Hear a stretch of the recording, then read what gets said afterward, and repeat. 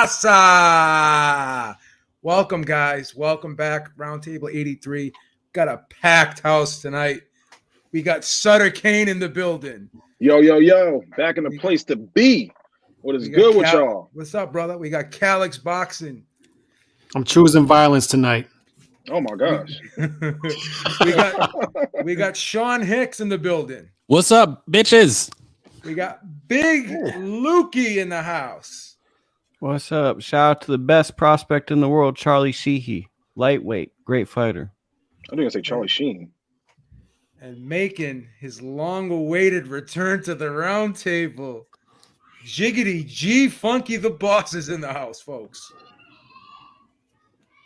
Oh, he's on mute, but that's all right. It's all right. And we got Dangerous D-Style Boxing. A shout out to Sol. This is brought to you by Sol. That's right. We got and I choose the path of peace. So we got a big weekend. We got some interesting fights, but before we get into the fights, I want to start off with Deontay Wilder. Everyone knows he got the statue. He's announcing that he wants to come back, and they're saying that he can come back by the end of this year, hopefully. I'm questioning who would be the ideal opponent for Deontay Wilder at this time. I'm going to start with you, Sean. Who would you like to see Deontay Wilder return to the ring against? Oh, thank you very much. And yeah, if he gets the opportunity and he actually does come back, I mean, it all depends, because you got to look at the timeline. Realistically, the fan in me would love to see him get the winner of Joshua Usyk, or hell, even the loser, honestly. But Andy Ruiz would probably be a possibility.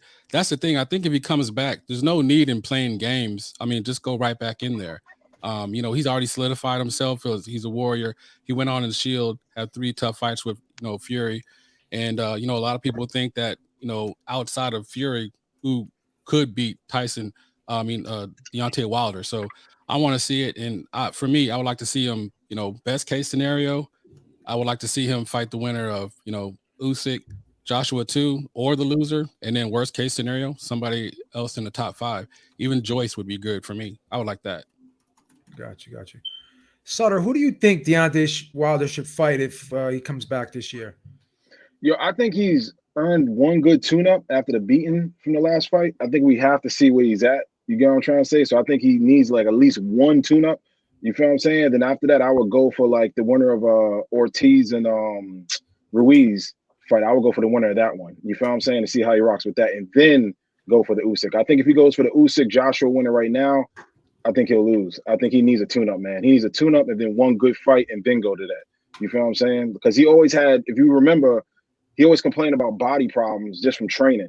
Like, you get what I'm trying to say? So to jump right back in there after a beating that he took, I don't think that would be good. Like, health-wise and anything, I don't think that would be good. I don't think we'll get the optimized Deontay Wilder by doing that. I think he definitely needs a tune-up first and then go from there. But I would like to see him face the winner of Ruiz and Ortiz first, and then go to the winner of Anthony Joshua and Usyk. You feel what I'm saying? So we could really get a good fight. Not like, we don't want no excuses like, he was out X amount of years, he took a beating, came off a loss.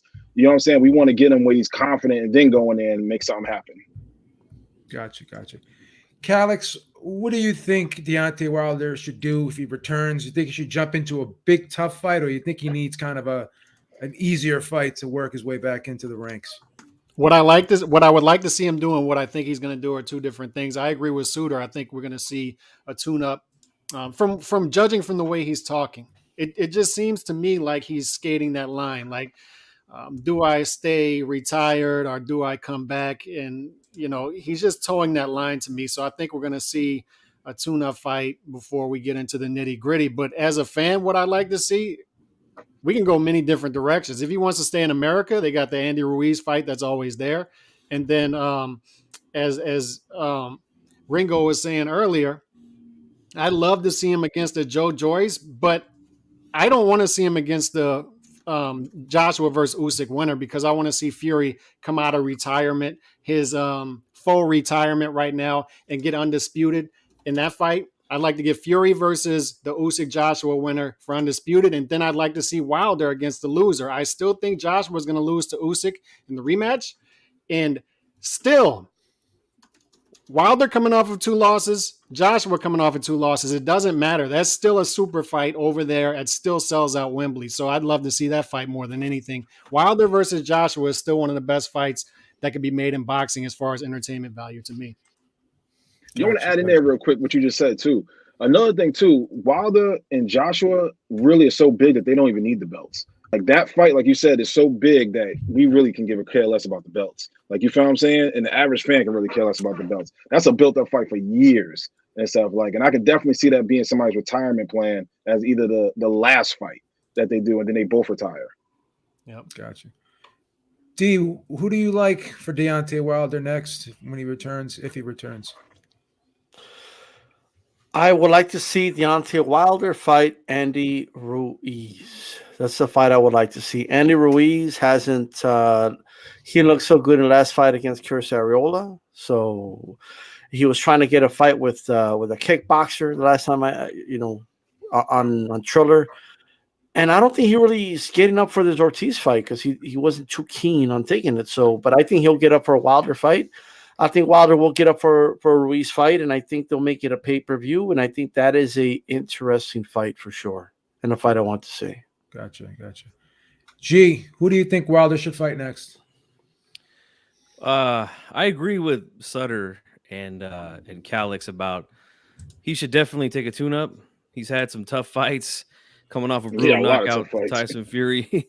Yeah, so I'm good with him coming back and taking a tune-up. When guys get beat, I don't mind a tune-up after that. So I think the perfect tune-up, and it would still be a big fight, and there's bad blood there. Like, why not go after Dillian White? Both guys coming off a loss. I think Wilder will win that fight pretty easy, but I think it would be definitely entertaining. I just don't have faith in the PBC in them making any big fights. All of their big pay-per-views are cross promotions. Like they don't make big fights in-house for some reason. I mean, look, Ruiz and Wilder is a big fight, but they're both PBC. Like for some reason they don't like to do in-house pay-per-views. When they do, they suck. Like we just saw one last week. So I wouldn't mind seeing him fight Dillian White again. That's been brewing for a long time, and that would be a tune-up for Wilder. I think Wilder will spark him in less than 6. So that's what I would like to see. I think a good tune-up for Wilder real quick is that one heavyweight from South Carolina. I forgot his name and stuff. I seen him a while ago and stuff, man. I see he has like a little buzz going. I got to find him again and his name. He was like he was a replacement for somebody and wound up knocking the guy out, and it was pretty good. But he would be a good tune-up for Wilder. I think Wilder, that would be actually pretty good for people like who follow boxing heavy who know him. I got to look him up again, but I forgot his name. But he's definitely from South Carolina. I know that much and stuff, and he's good. And so I think him and Wilder will be a good fight as far as the tune-up goes. Gotcha. So, Luke, who do you think Wilder should fight next? I mean, if we're talking tune-up, Robert Helenius is the first person that comes to my mind. Get him in with Robert Helenius. He's got some wins over Adam Kalinacki. He's had a kind of like a resurgence. If guys come in on the B side, they should be rewarded with a big fight. Helenius fits that bill. I believe they have sparring history. Another guy that I like is Martin Bacoli. He just beat Tony Yoka, 2016 Olympic gold medalist. Get Bacoli an opportunity for winning that on the B side.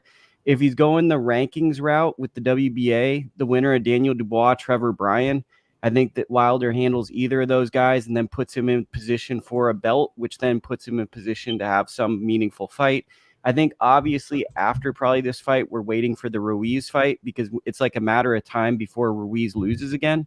And that's just going to be a fun optical fight. But those are the paths I'm kind of looking at. Got you. So a big fight coming up this weekend is Stephen Fulton versus Daniel Roman. And this is going to be a barn burner, in my opinion. I think the way these two guys match up, it can't be anything but a good fight. But interestingly enough, to me, I think Daniel Roman is being very, very undervalued. He's a huge underdog. He's like a plus 450, right? And I, taking nothing away from Stephen Fulton, but I thought Brandon Figueroa gave him all he could handle in that last fight, and you could argue that fight could have gone either way. I thought Fulton did edge it out, but I believe Roman is definitely live here. He's, he could pull the upset, but the odds makers see it differently. I'd like to hear what the panel has to say about this. Calix, what do you think about this matchup? And do you think that Roman is being very undervalued here? That's right. I gave two what I feel could be value picks going into this weekend. And one of them was Roman, but Vegas is pretty much saying this fight is going the distance. The over-under is 10.5, and there's not much value in betting the over. So Vegas is telling you they're confident this fight's going 12, which makes sense. The reason I see value, you said plus 450, but if you go Roman decision, guess what the odds are then, Beeb? Plus 700. I was about to say that's plus one of the best value plays this weekend is taking Roman by decision plus 700. Why not just throw down a little money that you're comfortable losing? You're not going to lose any sleep over, because this fight is lining up to play out much like his fight with Figueroa, to where Roman, he throws over 70 punches per round. And if you go back and you look at that MJ Akhmadaliev fight, which is his only loss in the past decade, and there's no shame in losing to Akhmadaliev because that dude is a beast. He's an absolute beast. Depending on who you talk to, some people have Akhmadaliev number one, some people have Fulton number one, and it looks like they're on a collision course. But the reason I think Roman could possibly upset that collision course is he's going to throw with a high output. You watch the Akhmadaliev fight, different styles, but Akhmadaliev was catching him with a ton of shots, flush, and he's got punching power. And guess what? Roman kept throwing. He's not going to be deterred. I know Fulton is going to give him some tough angles. Fulton can fight off the front foot, off the back foot, and even Roman said this guy just doesn't have any glaring weaknesses. The only one you can really say is his weakness is lack of punching power. But I think this is another close fight on the scorecards, and it's going to come down to, do the judges value Fulton's overall boxing ability? He's going to land a higher percentage of shots. He's going to be the more consistent fighter. But you're going to have rounds when Roman is throwing a lot of shots. It's going to look flashy. And if Fulton's not landing a high percentage of his shots in those rounds, there's going to be swing rounds in this fight. So it's going to come down to, what do they value?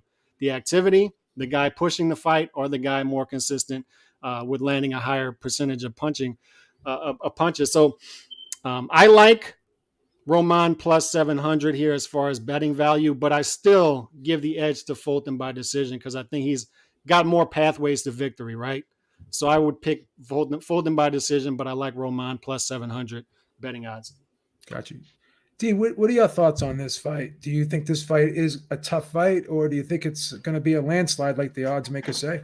No, this is going to be a competitive fight. I'll come out of the gate and say I'm picking. I do believe Fulton will win because, like Calix said, he has more pathways to victories. He's a little more diverse, but I will say that what Roman does, he does very, very well. He's very sharp. He's very accurate. He reminds me a lot of Juan Manuel Marquez when I see him fight. He has a lot of similarities. Okay. And as long as Fulton doesn't allow him to just play the counterpuncher the whole night, he should be okay. Right. Like Fulton is diverse enough to force Roman at times to get on the front foot, okay, and make Roman go at him. And if you remember that was always Marquez's weakness, guys that can move around the ring. And I do think that I don't think he's as good as Marquez, although time will tell. But also that stylistically, Fulton could do the things that will give him trouble. All right. And that's not to say it's going to be easy. I do believe that Roman will win at least 4 to 5 rounds in this fight. But I think in the last 4 rounds or so, I could see Fulton pulling away. Right. But I do think the first 8 rounds will be pretty exciting. And after that, Fulton will pull away with the unanimous decision. And that's how I see it. Gotcha. Lukey, how do you see this fight playing out? So I kind of see it the opposite. I think if it gets close, Danny's going to get it in the back end because he's that volume guy with MJ. He tends to kind of be a bit slower in the front end, and then he's going to try to outwork you in the back end. For me, Danny Roman, one of the nicest people in all the boxing, I can't get over the Payano fight. And in that Payano fight, Payano was taking him for walks, and it looked like he had a peg leg. And if he's taking him for walks, Stephen Fulton is definitely going to be using ring generalship with his legs and angles. So I think that if Danny Roman has one last fight in him and he saves himself, this fight could be a competitive fight, but I think within 1 minute, we'll know what type of fight this is. Because if Stephen Fulton, and I think the other thing that makes me nervous to bet on Danny Roman is Fulton seems like a generational talent, and he's coming off the worst performance of his career. Typically, guys like Stephen Fulton come out of those performances and have spectacular showings. So, like a guy that the Philly guys say he has radar, a good sense in the ring. I mean, I think it's going to be hard to beat a guy like Fulton unless Fulton lost a bit of himself against Figueroa. Got you. G, who you picking? Man, this is a tough fight. It's a tough fight. And especially guys, you know, in these weight classes, they throw so many punches. There's going to be swing rounds, man. There's going to be, I already know Sunday morning, I'm going to see people, whether it's here on YouTube or other social media, where they're talking about, yeah, this guy won that round. No, this guy won that round, back and forth. I think it's going to be that kind of fight. I kind of agree with D-Style. Roman does kind of remind me a little bit of Marquez. I see a little more Finito Lopez in the style, but you know, both good. Look, Fulton, I think that Figueroa fight is still in his head, man. I was watching the press conference today, and you know, he continues to bring that up. He continues to talk about how fans are telling him that he lost that fight, and he's upset. I clearly won the fight. You know, he's angry about it still.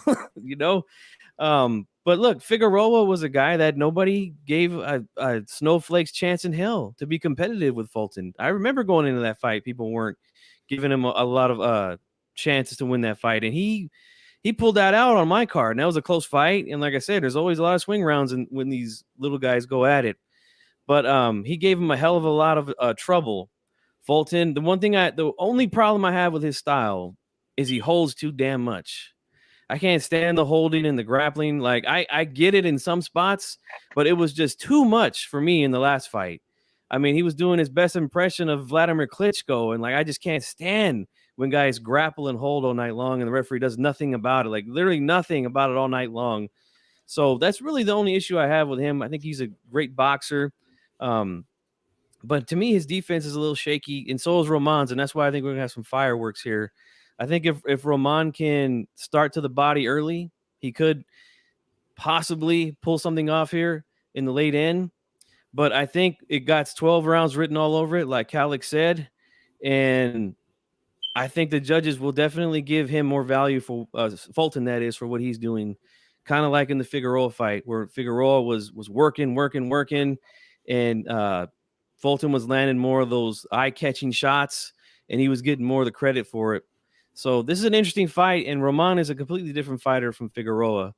So it's going to be interesting, man. I think there's going to be a lot of debate about this fight when it's over. But I think at the end of the day, Fulton is going to be the guy that gets the decision here. So I'm gonna roll with him. Really quick, and it's just interesting because Nacho Berdenstein trained both Marquez and Finito Lopez, so that could be why we see some similarities there. Interesting point.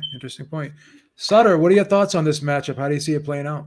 Man, I think Fulton just washes him, bro. I'm gonna be honest. Too many tools in the tool bag, man. And I think he's gonna prove a point this time because of the last fight.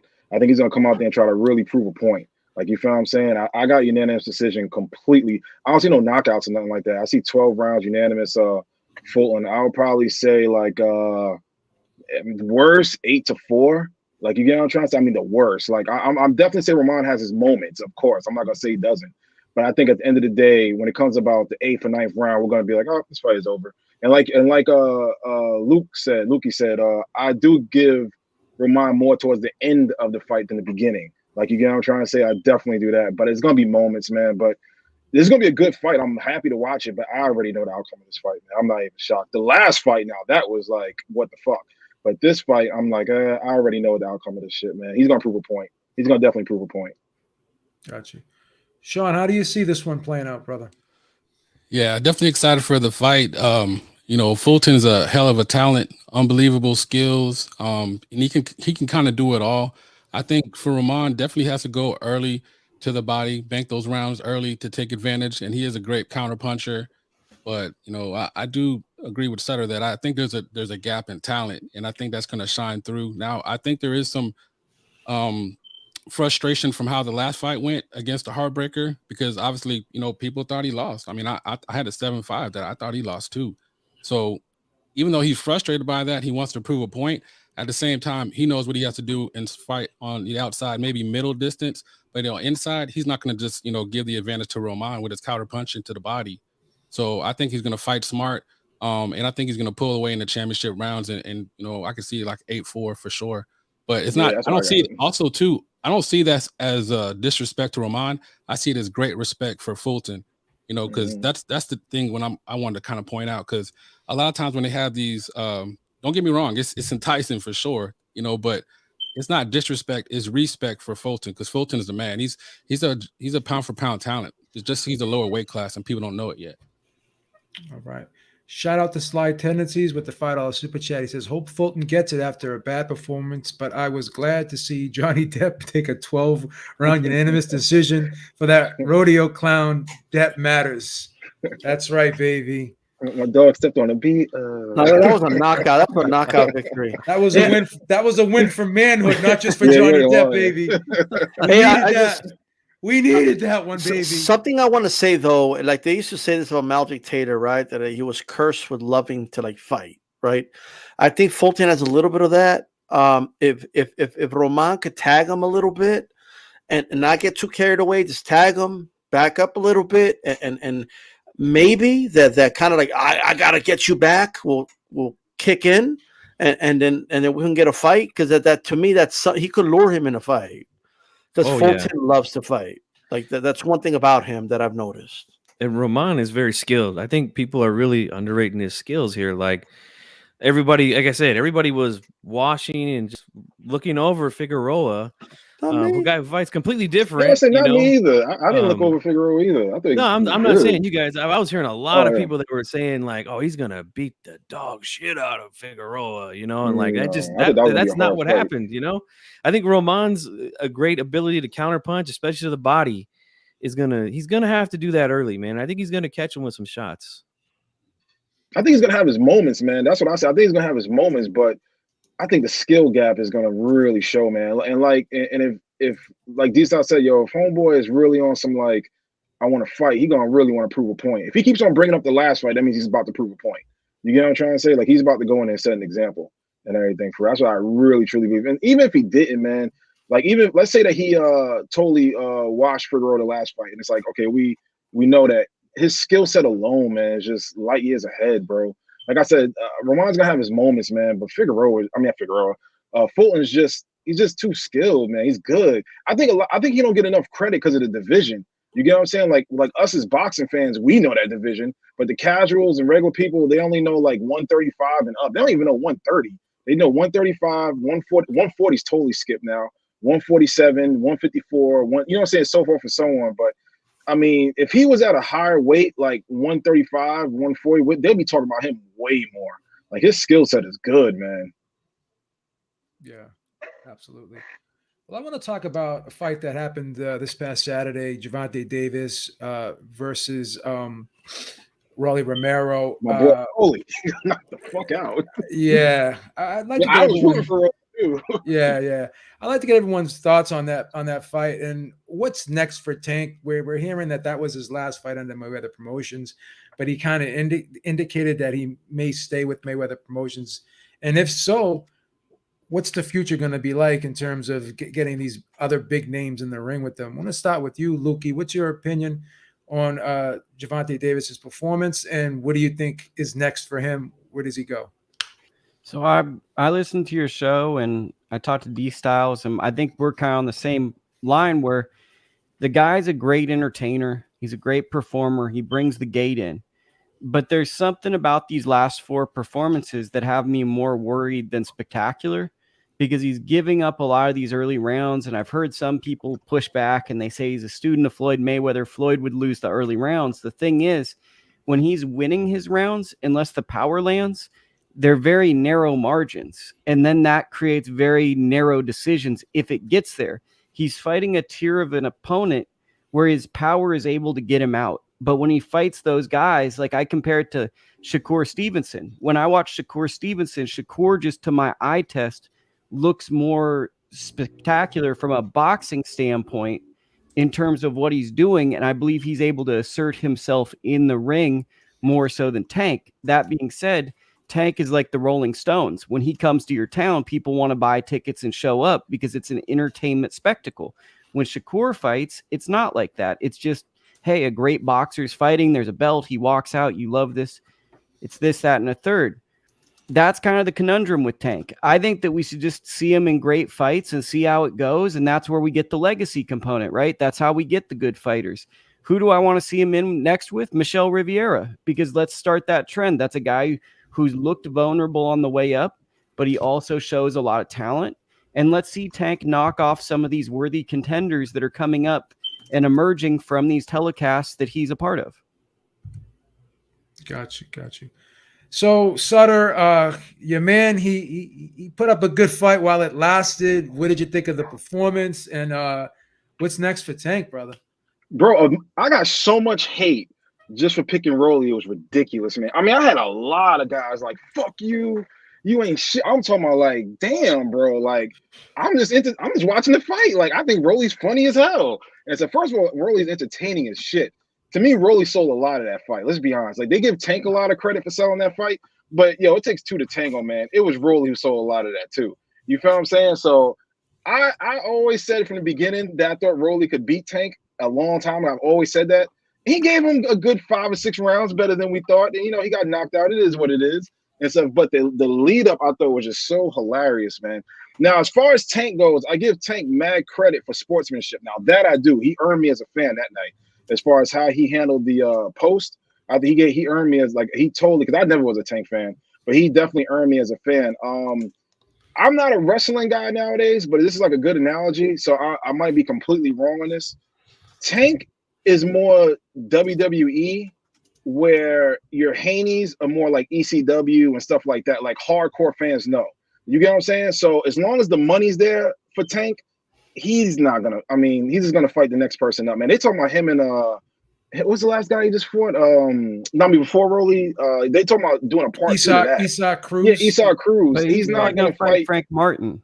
Like, oh, there you go. Then, like, I don't even know who the fuck Martin. that's what I'm saying. Like, so the whole point is, man, I think we all as boxing fans gonna have to separate the entertainment from hardcore boxing fans like we are. I think we have to separate the two, man, because I think he's never gonna cross over until like the last days of his boxing career. And watch me saying this. Watch how many fucking inboxes I get on Instagram. You don't know shit.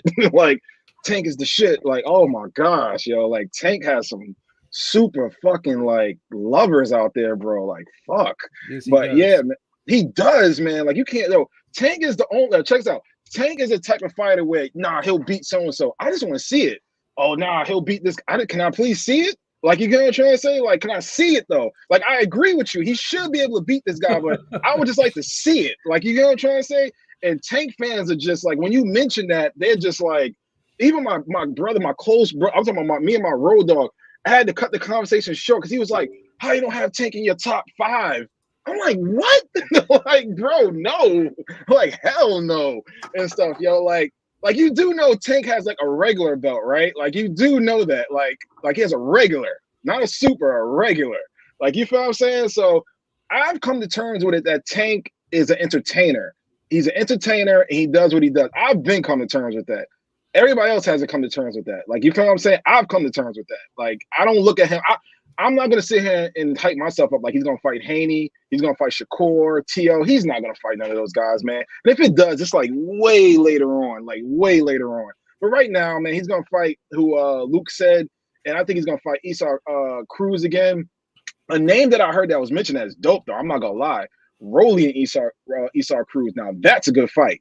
That's a fight I would love to see. Yeah. You feel what I'm saying? Like, the build up to that. I think Rolly's still in it, man. He's entertaining, bro. Like, you gotta look at it as entertainment, bro. I think people take it too seriously, bro. Like we're not, like, I know we're gonna get to the Kambosos, but that guy's a fucking asshole. To me, Rolly's an entertainer. Totally two different things, man. It's WWE and you got real life boxing. Completely different. Watch how much hate I get. I'm gonna take screenshots. I see D-Star shaking his head, so I'm gonna go to him next. I mean, he's not that entertaining to me. He's just like a buffoon to me. Like, it's just like, you talking about Tank? No, I'm talking about Rolly, bro. Like Rolly's funny, bro. There's something funny about him. Like, in other words, So okay, he got a piñata and he punched it and he said it was Tank, and everybody acted like he did something genius. Like, wow, Hilarious. That was That hilarious. was comeback lines. I don't know about that. Like, okay, he had a koala head. Wow, like, did he come up with that all by himself, Rolly? Right. All I want to say is this about the fight. You ever seen Rolly's defense? He does this shit. It's That shit is great. funny, bro. It's Whitaker-esque, right? Yo, but he here's is what I want to say. hilarious. But check it out. So look, something I want to say, because I've talked about the fight to death. But I want to say this: 19,000 at the Barclays Center, $5 million gate, right? Same amount as the women's fight, like Taylor Serrano, and people might they could say what they want, but 19,000, it did like 1.5 million at the gate, which is really good. But Tank Davis tripled that. Like, I just want to make sure people understand that, right? So, and the one thing about Tank Davis is that when it comes to the gate, he's doing really good. I mean, Atlanta, Las Vegas, and he's also I don't want to sound like Steve Kim, but he brings in the demographic. And I was playing, but African Americans support him. Like, he gets that support. Like, they show up and they support Tank Davis, right? I'll put it this way. Oh, sorry, that's undeniable that he's getting support. All I want to see from Tank is I want to see him fight the best fighters, because I know he's talented, because I know he could win a lot of those fights. I want to see him fight the best guys, right? I want to see him fight Teofimo. I want to see him fight Shakur. I want to see him fight Devin Haney. If Kambosos wins, I want to see him fight Kambosos. I want to see him fight Lomachenko. That's a fight we're owed as boxing fans, I feel, and I hope we get that fight. That's what I want to see. That way, Chief Funk, you can talk about him again. You know what I mean? I like that. So this way we can get. That's what I want, right? Because I believe those gates and that attraction will get even bigger and better. If you're selling like that with Rolly, you're going to sell with a Teofimo Lopez. You're going to sell with a Lomachenko because, and here's why. Because when those guys look at the camera and they say, yo, I'm going to beat this dude, they believe it. Nobody believed that when it came to Rolly. They thought it was funny, right? But nobody believed Rolly. People will believe Lomachenko when he says, I'm going to beat Tank Davis. People are going to believe Teofimo. They're going to believe Devin Haney. And all of them are great stylistic matchups. All of them. And there would be exciting fights to watch. And if Tank loses to one of those guys, people will still show up to support Tank Davis, in my opinion. So that's how I see it. And the reason I'm saying this, look, Tank Davis brings, a good fan base to his fights. If he fights a Lomachenko or someone else, right? That's going to have more like, you're going to have the Tank Davis fans and the boxing fans watching those events, right? And I think there would be big events. That's what I wanted to say. Gotcha. Yeah, I'm gonna say one more thing real quick, yo. The reason why I think Rolly played a big role in this, I know people who don't even watch boxing, like who don't watch it for shit. They know who Tank is, but they don't follow it like that. They got this fight just because it was so entertaining with the build-up to it. Like, it was so fucking entertaining. So he definitely played some type of role into this build-up.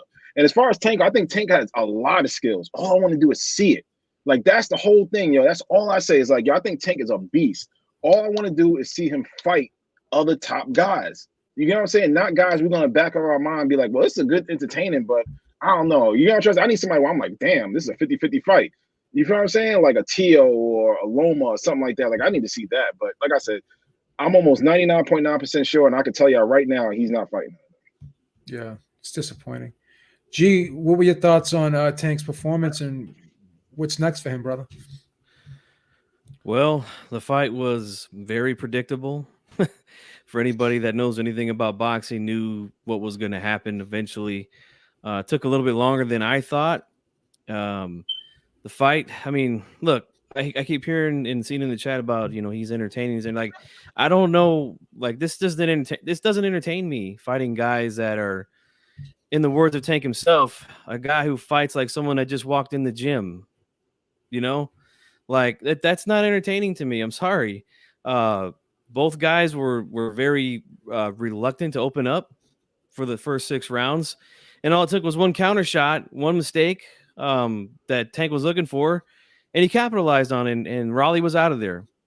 So, I mean, I really don't know what to say about the performance. I'm disappointed that he decided to remain with Mayweather Promotions behind that roadblock, because we all heard Floyd say himself, we're not making any other promoter rich. We're keeping everything in house. We got plenty of fighters over here for Tank to fight. Well, the guys that you got over there that you're putting them in are not good. They're not good matchups. I'm sorry. And it wouldn't surprise me if he fights Rolly again. There might be a push for that, because the casuals, they did fall in love with this guy Rolly, a lot of them. So it would not surprise you if they said, oh, let's just do it again. It's big money. Or Isak Cruz again. You know, like I'm sorry, man. If he's not going to fight the winner of Kambosos Haney or Lomachenko or Ryan Garcia, then I got to be honest with you. I don't want to see him fight. I'm just not going to watch him. I'm not going to talk about him. I'm not going to waste my time anymore. I'm sorry. The guy's going to be 28 years old, and his biggest win was a Petrasa 5 years ago. Like we're living off of a fight 5 years ago with this guy. Like I'm frustrated with him, and until he decides to fight one of these guys when it means something and it's a 50-50 fight, then I might talk about him again. But until then, I'm done with the guy. You're gonna boycott him, G? You're gonna boycott him?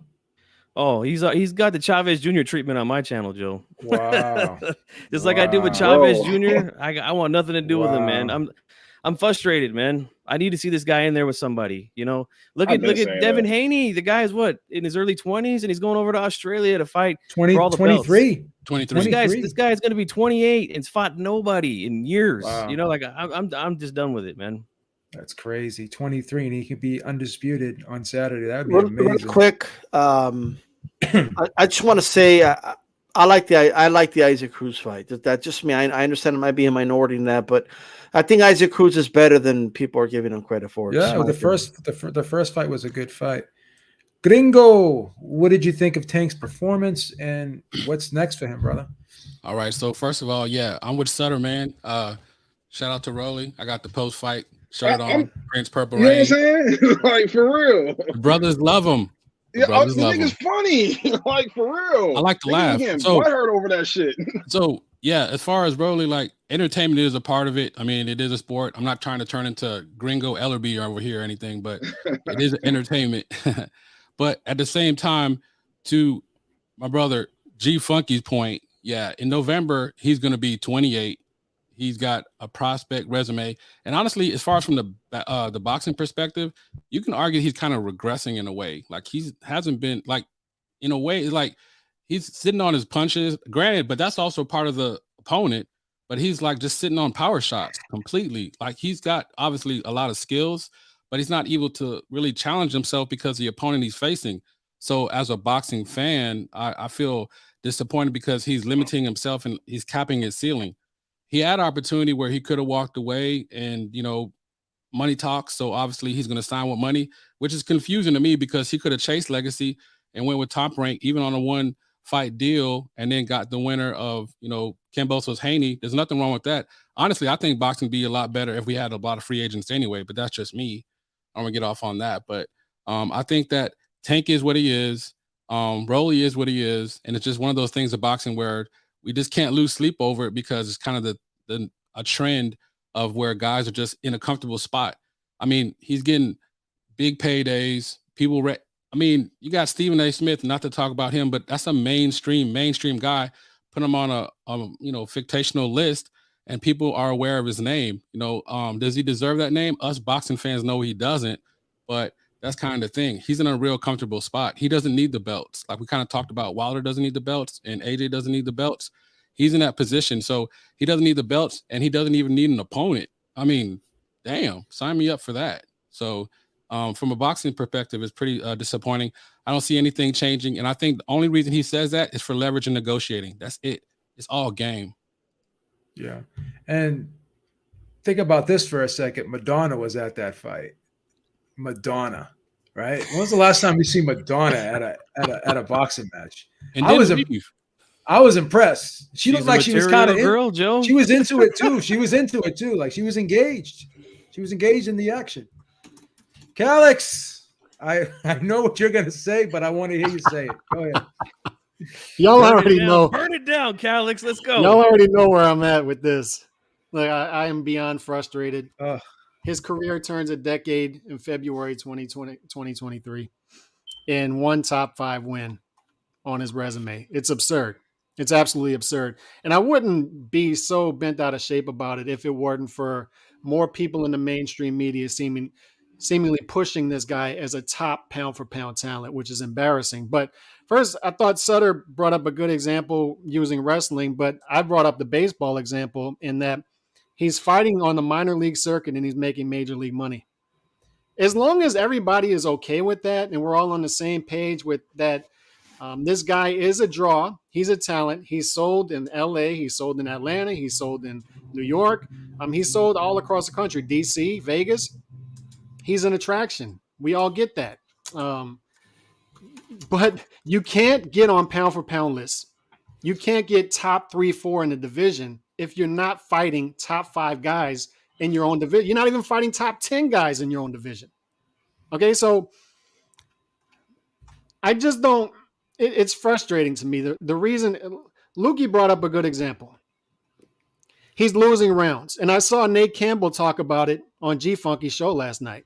He said, the fact that this guy is losing rounds, these are rounds you lose when you step up, right? You're fighting top 5 guys in your division. It's okay to lose 4 or 5, possibly 6 rounds in a fight, possibly 7 against Usyk Cruz. But when you're doing it against the level that he's at right now, it's a red flag. And the reason he's losing rounds against guys like Rolly Romero, Usyk Cruz, Matteo Barrios, guys who aren't in the top 10, maybe Usyk Cruz at 135 right now, but he wasn't in the top 10 at 135 when he fought him, is because he's skating that line. Beeb, do you know how many punches this guy throws per round? Tank Davis? 37 punches per round. Yeah, not a lot. That's extraordinarily low for a lightweight. Yes. He's relying on his power. So I keep saying this to people. One day he's going to run, and there's a reason they're keeping him away from guys like this. There's one day when he's going to run into a guy with activity and a chin, and he's not going to be able to deal with that. He's not. And there's a reason that they're keeping this guy away from top talent. There's a reason. His handlers are handling him like a fragile UPS package for a reason. He's a draw. They don't want to run that. They know if they step him up, there's a good chance that they could run that. And that's why we've got what we've got. But the dichotomy between him and Shakur Stevenson, like Shakur Stevenson has already separated himself from everybody at 130. Beeb.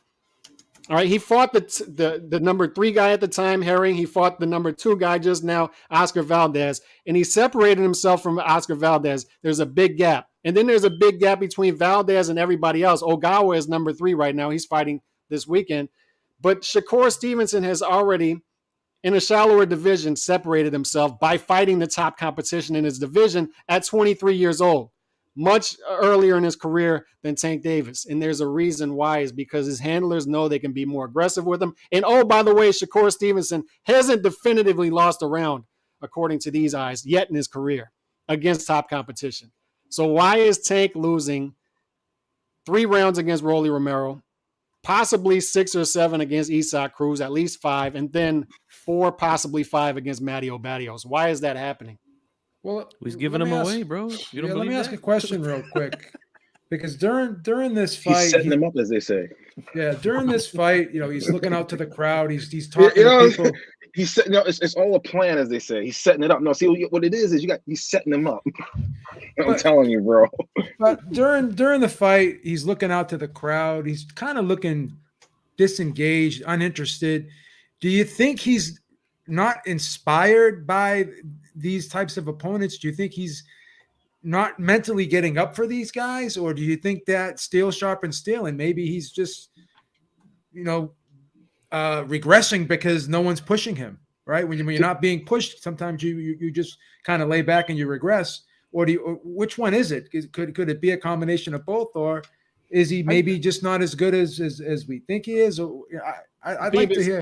It's abnormal for a lightweight to be throwing less than 40 punches per round. Yeah, that is very low. And I keep saying, like, there's a reason. There's a reason they see something. There's a reason that his Yeah. competition has been so light. I don't think you can beat a top lightweight not throwing 40 punches per round. Yeah, that's a good point. I don't think you can. It's an excellent point. To Tank's defense on that part, he did explain why he does that. He said he wants it to be more like the gym because he said if he feels if it's confined, he'll start to panic. So what he does is he does that as like a mental thing. So he feels like he's in the gym fighting. He explained why he does that. So yeah, I give him a pass on that one. It's a little bit odd, but okay. Well, what I will say is that Tank is a puncher, right? Like that's what he does. So I don't know why I saw him throw. He threw a lot of fights in the Santa Cruz fight. In the Cruz fight, I think he was just as. I mean, that was an intense fight. He was in there with a puncher. I think. Does he throw as much as like a volume guy? Probably not. But I don't know if his volume is going to be that low. I honestly think in this fight he just avoided engagement because he knew this dude was going to overextend. He was going to knock him out. Like I think that's what he did. It was strategy, in my opinion. Okay, fair enough. I think real quick though, Joe, to your point, the fact that he's not being challenged, I think that's having him lose focus, and he is regressing. The lack of punches because he's a need to, that's not good at that lightweight division. So I think like because he's not being challenged, he's having to do things he does in the gym. He's not going to be doing that against Shakur Stevenson or somebody on that elite level. He's not going to be talking to his mama during the fight. I guarantee that. So he's never going to fight them. So we're never going to see that. He better stay far away from Shakur Stevenson. He better. He's never going to fight Shakur. Let me get a hot tag from my man Cali Box, because like if you build bad habits, it's like cutting school or drinking in a training camp. All of a sudden you can't go, oh man, I'm fighting Shakur. Let me do all the things I wasn't doing at fight night. Now all of a sudden all you know is being distracted. And what I think is frustrating for me with Tank is I'd like to see him be a human buzzsaw. He feels a lot like Aaron Pryor to me. He has a lot of those elements, and seeing someone that genuinely loves him like Calvin Ford and Coach Kenny in the corner, I just wish that he cared as much at times as I do about the legacy he could have, because he feels like a generational star, but at times he also seems like he's like, what rapper is sitting in row 3? What person is here? I'm really tight. And when you fight these really good monsters, they don't think like that. They're thinking, I want to be like Ali. And that's what I'm concerned with Tank. Yo, anybody remember my thing when I first started coming on here about boxers and rappers? Yeah, the rapper jinx. Yeah, the rapper jinx. But Tank broke that. Tank's breaking that. Like he's overcoming the jinx. Like I'm just saying, with the competition, how could you not overcoming the jinx? But here's what I'll say though. That's the strategy, right? But what I'll say is this, right? Look, do I think Tank Davis could beat Shakur? Look, no. I do think he can. Would I favor Shakur? Yes. I would favor Shakur, but I wouldn't count Tank out exactly. Yeah, it's hard to count Tank out. But I'll say this. After that fight, more people are going to show up to a Tank fight than a Shakur fight. Yes, like, I don't know why they're protecting Tank, because nobody would give a fuck if the dude loses. Like, literally. This dude should not be protected. This is one of the most exciting fighters in boxing. Let's put him in there with the big names, all right? And people are going to show up to watch this dude. Like, they're going to show up. These guys are the only thing keeping me from being his biggest fan. All right, these other guys are enablers. I'm not going to be an enabler. That's the only ingredient missing. It's the only ingredient missing is if he fights top competition. I don't care if he loses or wins. I will still be there. I'll sit front row at the fight.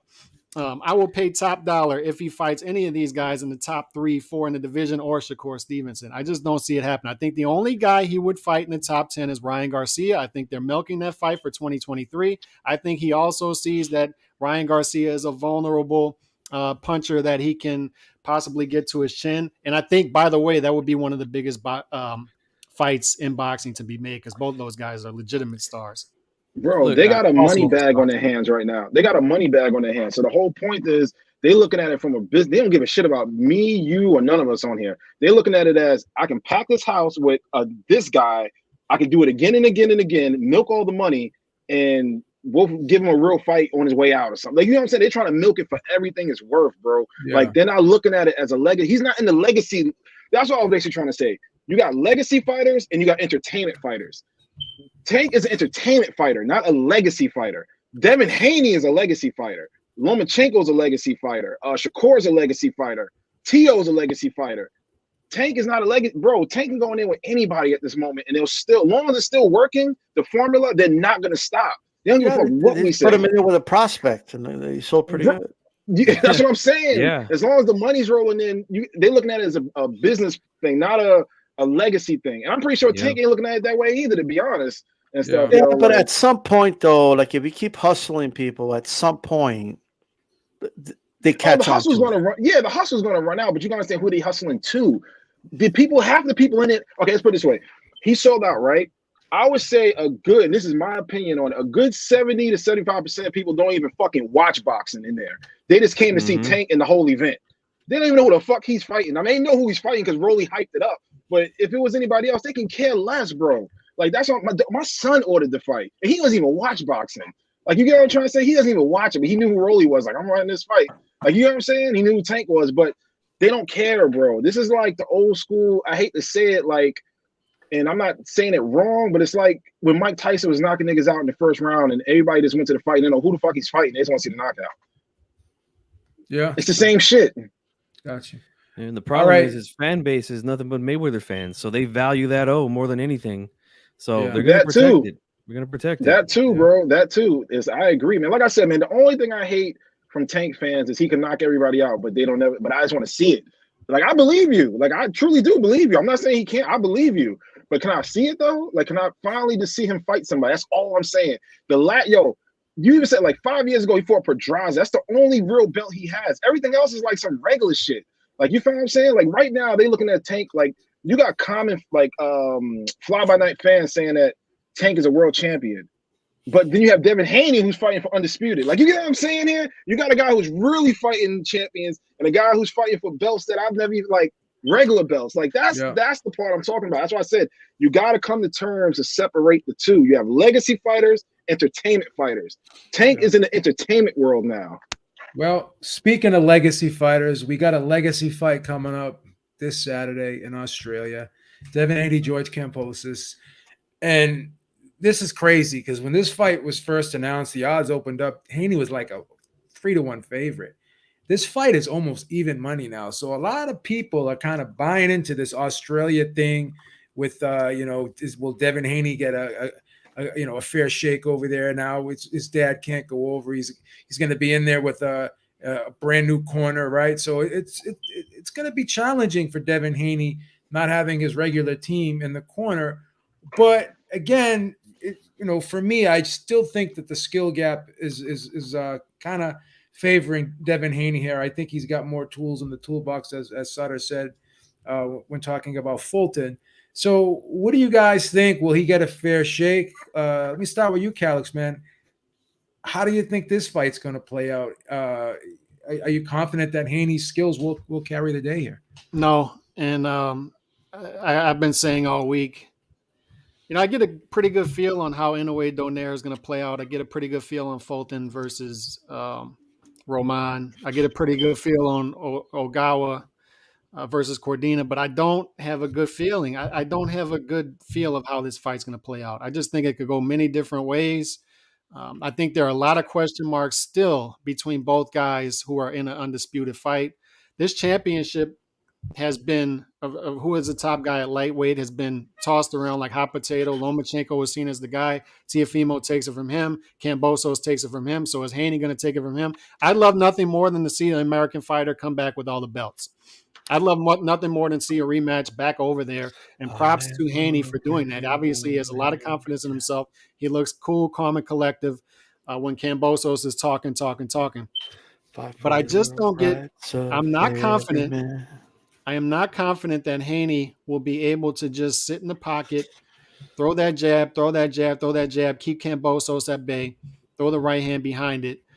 And once again, I'll go back to G-Funky's show last night. Nate Campbell was throwing some shade Haney's way. He's not as high on Haney as a lot of other people. He talked about how difficult it is to go over to Australia and win, how difficult of a place that is. Vegas has all this stuff priced in, and they still have Haney as a minus 180 favorite against Kambosos. So they see a lot more in Haney, as you do, as far as versatility, a lot more pathways to victory. But as Nate Campbell said again last night, it's different. You feel different when you're the champion. And I think Kambosos has a different vibe, a different aura about him now. I think he feels a certain type of way that he's the underdog again.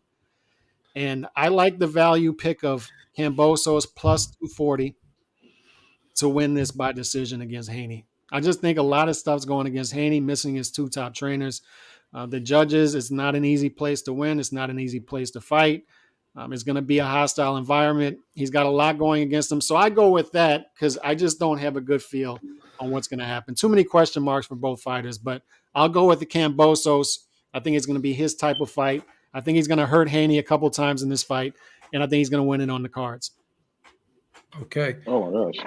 Lukey, do you think this Australia thing, going over, being away from home, not having his regular corner, in there, you think that's going to have a big effect on Haney? Or what are your thoughts on this? Well, I think the big thing is his best friend seems to be his father, and Church, the handler, who's a hype man of some sort. He's not there. Ben Davison isn't there. There's a lot of things against Devin, and if Devin wins this fight, which I don't know who wins this because this is true 50-50 to me, I think people really need to give Devin a lot of credit because people have talked about how he hasn't accomplished that or he's an email champion. Well, he's stepping up and really taking on a challenge that is basically, if he was an email champion, this is the type of fight you pull out of because you're going with your back against the wall and he's taking on courageous moments. What I'm looking at is George Kambosos is laying a lot of groundwork to play to Devin's insecurities.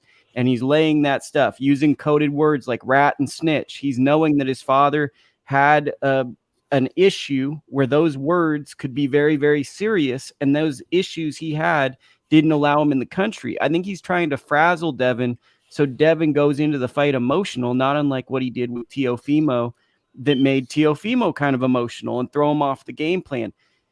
I don't feel comfortable picking this fight. And I think the other thing people are sleeping on too is George was sparring Albert Bell, who's a fantastic 130-pound fighter. That's a very good sparring partner. I believe that Devin was sparring maybe Kenny Sims Jr. to get him ready. So both really, really good guys getting opportunities. To me, this comes down to who rises to the moment, as corny as it is. I think Skills is going to be out of the building at some point. And will Devin rise to the moment in another country where people might not be cheering for him? Or is Kambosos going to have this crazy homecoming where he becomes almost like a Conor McGregor figure in the sport of boxing?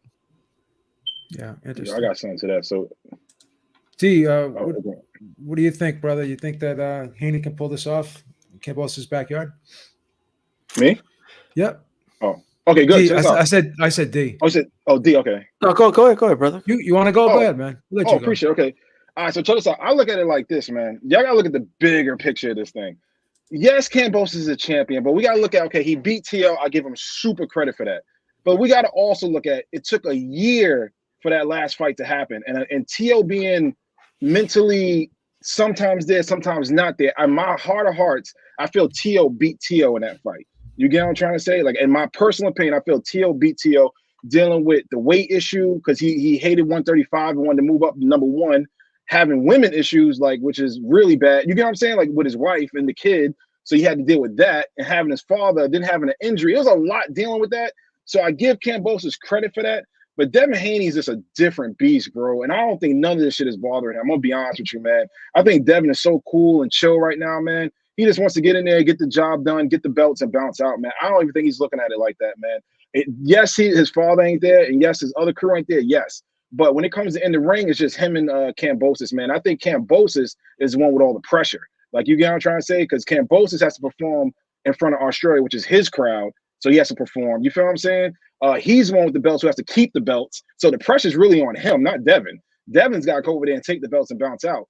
Kambosos is the one who has to keep the belts. Psychologically, that's totally different. And if you see, a lot of this shit ain't even working. Like, you know what I'm trying to say? Like the rat shit, that shit ain't working, bro. He don't give a fuck about that. You could tell and stuff. He even said it, yo. Like, bro, you could see through it, bro, that Kambosos is really full of shit. Like, you could totally see through it, bro. Like, he's I don't know if he's a real actor in real life. I'm not sure, but you can definitely tell he soups himself up. Like you could see it. Like you could so see it. Like if Kambosos was your homeboy, he's like the dramatic homeboy who's always so fucking dramatic for every little thing. Like you feel what I'm saying? Like that's Kambosos to me. And stuff. It's like, oh man, I got a free ticket to the movies. They saw me coming in. Like you get what I'm trying to say? Like he's just dramatic. So I got Haney, man.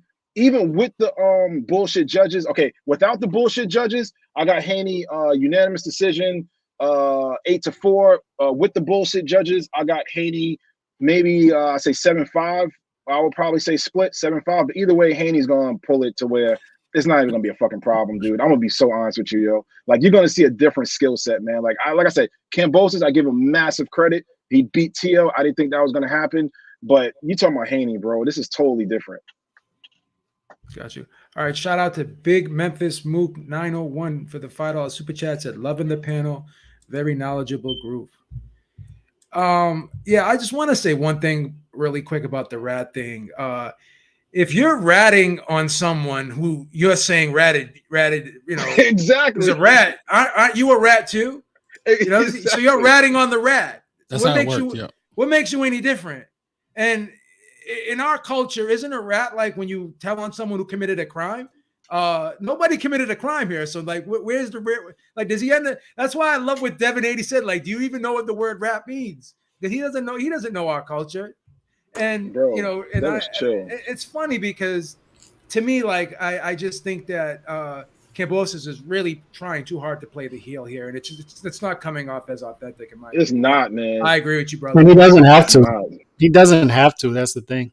He doesn't have He's to. too dramatic. Yo, I Kambosos like is Haney's, by the way, dramatic. real quick, I like Haney's reaction to that. He said, if I'm a rat, aren't you a rat for training with Manny Pacquiao as a sparring partner against your countryman, Jeff Horn? So I like his reaction. That's funny. That's funny. All right, D, go ahead, man. I'll let you pick up where you left off. So check this out. Check this out. First of all, I think everybody's missing the point about the rat thing. Kambosos is trolling. It's like when people say, "Oh, he's acting," he knows he's acting. He's trolling.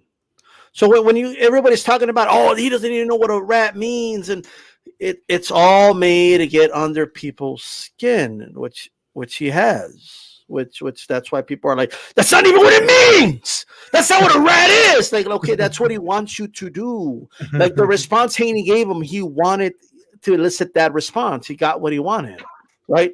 Like he's getting from Haney what he wants. Now, whether that matters in the fight or not, I don't know. But I think everybody getting all riled up. Everyone wants to see him get beat up now because he called Haney a rat, and you don't know what it means. You're from Australia. What do you know? You don't know about how it is in the streets of the US of A. You ain't from the mean streets. You're from Australia. What do you know? And all this other stuff, right? I see people calling him a racist for it. Like, I'm seeing people go crazy over this shit. Everybody's going crazy. Oh, he's a racist. He called him a rat. How could he do that? Chill the fuck out. He's trolling the shit out of everybody. Okay. Oh, he called him a kid and a boy. He's racist. He called the female kid and a boy too. It's what he does. That's what he's done. And I will say this. And Gringo brought this to my attention the last time I had him on my show. There was things that he was telling Teofimo that took Teofimo back a little bit. Okay, where Theo was like, a little bit, right? And he did fight emotional. He did get under his skin. Doesn't mean it's going to work on Haney, but it did work on Teofimo. Okay, these guys had Teofimo's dad look at Teofimo, tell him, "You better whoop his ass tomorrow." Like you know what I mean? Because they were getting under their skin. Okay, now here's the thing. Before I give you my prediction, let me say this. I get it. The fight's in Australia. Okay? We, and by we, I mean us American fight fans, we're spoiled as fuck. Okay? Everybody else got to come to our fucking country, fight our fighters, and they don't like fucking from Argentina, all right? My boy didn't get a fair shot against Jermel. Cassandra didn't get a fair shot. Ain't nobody talking about, oh, USA, they screw over other fighters, foreign fighters, this and that. Texas does it all the time. Kambosos went to New York. He went to as close as Brooklyn as you can against Mr. Brooklyn, Teofimo Lopez, all right? And that was a split decision. Are you kidding me? They almost screwed him over. Haney isn't doing anything special that foreign fighters don't do all the fucking time. Fighters from all over the world come fight our fighters all the fucking time, and they get screwed over all the time. Ask Felix Sturm about De La Hoya. Facts. Well, go and ask him how it went when he fought in Las Vegas. Go ahead and ask many fighters that came from afar here, and they get screwed over all the fucking time. So is Australia any different than us? I don't think so. It can't get any worse than Texas, in my opinion. It just can't. It can't get any worse than that. And as far as the Jeff Horn fight, look, I had Manny Pacquiao winning, but I mean, Teddy Atlas had it close, and he's talking about robbery and shit. He had like 4 even rounds and shit. Okay, all I know is this. All right, what's Devin Haney doing that like Lomachenko hasn't been doing when he comes here and fights fighters from here, and he's from Ukraine, or that Castaño's been doing when he went to Texas to fight Jermell? In my opinion, got the short end of the fucking stick. What's so different? There is no difference. So how about, it's about time an American fighter has to do what foreign fighters got to do all the time, what his opponent just did against Teofimo. Look, I think Devin Haney is a talented fighter, but I think people overrate him slightly. It's my opinion. People talk about this guy being the next Floyd Mayweather. You could drop that shit quick on a dime, because he ain't that. Even if he beats Teofimo, he ain't that. Okay. People talk about Devin Haney like he's something special. Well, we're going to find out, I guess, because special fighters don't need to make excuses. If he's special, you don't need to sweat the judges. If he is who you think he is, you don't got to worry about the fact that it's in Australia. If Devin Haney is who you believe he is, right? And those that believe it are saying it. Eric from Restart Reporter said, I don't give a shit that's in Australia. Devin Haney's going to win this fight, and he said it with confidence. Say it with confidence. Let's not worry about the judges. Yeah, I am going to predict that Kambosos this will be a close fight. As it's in Australia, he's going to get the benefit of the doubt, and he's going to win a close decision in Australia. That's what I believe will happen. He has a good engine. He's going to throw a lot of punches. Whether they land or not, the crowd's going to be going crazy when he's landing, wherever he's landing. And one more thing, Devin Haney is more hittable than people think he is. Devin Haney gets hit more than people say he gets hit. Right. Well, I don't know what it is. I don't know if it's a style. I don't know, whatever you want to say. This dude gets hit more than people make it out to be. He just does. All right. And Kambosos has fast hands. Kambosos has quick reflexes, and he's feeling himself. Look, I'm not digging, as Gringo says, his 1990s R&B, trench coat.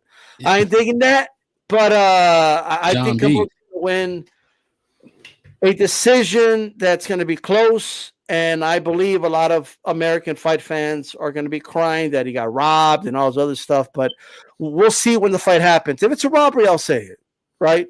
But I don't know, man. I just think it's going to be a close fight, and I think Kambosos is going to get the decision. Gotcha. I think Kambosos is the 4th member of Color Me Bad. I think so. He's the 4th member. G, how you see this fight going? Well, I got to play my theme music before I talk. Since we're all getting patriotic here, let me tell you something, brother. All right, no one's a better champion than Hulk Hogan, brother, from the United States. But look, man. All bullshit aside, man. I don't give a shit where a fighter's from, whatnot. I break down the fights according to what I see that goes on in the ring. And look, we got a lot of question marks about Devin Haney still, I think that he is a skilled fighter. He is very talented, but I do question some things. He does have a nice left jab. That left hand is very good at his, but the defense, I have to agree with D-Style. I see him get hit too often by guys. I don't see him pull away from guys like people were saying he was going to pull away from Linares, and the complete opposite happened. He got hurt and turned into Royce Gracie for the rest of the fight. Jojo Diaz caught up to him late in that fight. I think those were guys that he should have definitely beat the hell out of, and we just didn't see that. So I think that's what's going to really come back to hurt him in this fight. I even heard Jeff Mayweather, a guy who trained him, say he doesn't have that kind of power to hurt Kambosos, and he's gonna have to hurt him and put him down. He's gonna have to put this guy on his ass, just like George Kambosos did to Teofimo Lopez in the first round of their fight. The man came out and made a statement in round 1, dropped him in his home turf, and that kind of set the tone for the rest of the fight. So, can Haney do that? I just don't. I don't think so. But anything could happen in a fight. Kambosos has shown that he's tough. He's been down before himself. He's gotten up, fought on, and he's got great stamina, good hand speed. So it's going to be a tough fight, man. And if it's going to be close, we know what's going to happen, man. I mean, I hate to repeat what D-Style just said, but we know what's going to happen if it's close, you know? I would love for the kid to bring the belts back here. He's from Northern California, just like I am. I would love to see that happen, but it's just going to be tough, man. It's going to be tough. I had a full breakdown with my man, the Lion Killer, and Nate Campbell on my channel if anybody wants to check that out. But I am going to take George Kambosos to defeat Devin Haney here by a decision. And yeah, we're going to hear a lot of robbery talk, I think, after this fight. And who knows, I might even have Devin Haney winning on my scorecard after the fight. We'll see once the fight happens. But yeah, that's my take, man. So I got to roll too, man. Thanks for having me on, Joe. I appreciate it, man. Good to see you back, Sutter. And place to be. I'm out of here. Have a good one, guys. All right, peace. brother. Am I the only one picking Devin Haney here? No, I'm picking Devin Haney too, man. You picking Devin Haney too? Yeah, I'm going with the skills. I'm going with the skills, brother. Skills too. Yeah, I'm with you. Yo, D Styles made a good comparison a while ago that Devin Haney's like Corey Spinks. I remember he said that. Yeah. Yeah, and I kind of do agree to that in that sense. I do agree to that and stuff, but I still think Devin Haney is just really fucking good. And so, but he does get hit a lot. But I think he gets Kambosos, man. Kambosos is small, man. I really think Devin Haney is gonna just wash this guy, man. Yeah. Gringo, how do you see this fight playing out? Well, yeah, when they announced the fight, I mean, when I heard the fight, I was obviously excited. Shout out to no paywall, no pay-per-view. We should celebrate that. I mean, but aside from that, the fight itself, when it was first announced, you know, like Sutter, I have a high opinion of Devin Haney as far as overall talent. You know, just disregard the location. I saw it as like a 9-3 type fight, honestly. But, you know, I'd be remiss to not acknowledge the things that are going on as far as like it's tightening the noose, so to speak, as far as like the potential of a closer fight. So after looking at everything and kind of understanding everything going on with the fight, and then, you know, you throw out the fact that, you know, Bill Haney's not there, you know, Ben Davis is not there, and I didn't even know about the hype man's not there. Damn. So Churches ain't there? Shit. So they're really making it difficult for a brother out there. But things happen, and I do believe that Devin Haney's strong-willed. That said, I got to give a shout-out to my man, Javier Centeno out of Davie, Florida, the HP Man of the Week when he got the upset win with Kambosos over Teofimo Lopez. One thing that's never been mentioned, I'm kind of surprised, is he had a great game plan, like great. And all the bullshit, yeah, he's a fake R&B singer, fake villain, doesn't know American culture, but he listens to his corner. I really do think corner is going to make a difference in this fight. And I think that the game plan and the execution of that game plan is going to take it to the distance. Devin Haney's not going to be able to get enough of a separation. You know, it'll be enough close rounds where you can make the argument where it could be like a 7-5 kind of fight. And unfortunately, not saying that I'll see it that way, but the results, as far as being the hand raised, I see Kambosos' hand being raised. So just to put the differential, I could see Devin Haney winning, but whose hand will be raised will be Kambosos. So I think Kambosos' hand will be raised. He'll get enough done early. He may even hurt Devin Haney early. I think that we'll be able to see Devin Haney if he can dig deep. But you can't unacknowledge the fact of the situation is extremely difficult. So I see Kambosos get into victory. It's just going to be too close and not enough separation. I hope I'm wrong, but I don't think I am. Yeah, I'm not worried about the judges. I don't think there's going to be any controversy at the end of this fight. I think it's going to be a good fight. I just think Devin Haney's speed, his movement, I think George Kambosos will try to be the aggressor here, and I could see Devin Haney just kind of turning him all night, stepping around him, outmaneuvering him a little bit. Devin Haney, when he wants to be, can fight a very disciplined fight. I think he's going to fight a disciplined fight. You know, he's gotten hurt a few times, but he's recovered and he got back up on the horse and he regrouped and went back to his boxing. He never fights emotionally. That's what I like about Devin Haney. He doesn't get mentally unraveled like we see Tio sometimes get mentally unraveled. We don't see Devin Haney really get mentally unraveled in a fight, in my opinion, anyways. Another thing too with Haney is, okay, he got hurt by Linares, but bro, Linares knocked down Lomachenko. Like, Linares is a fucking power puncher. You get what I'm trying to say? Yeah. Like, Haney go down. And as far as Jojo Diaz goes, that's another one. Like, he's a good puncher.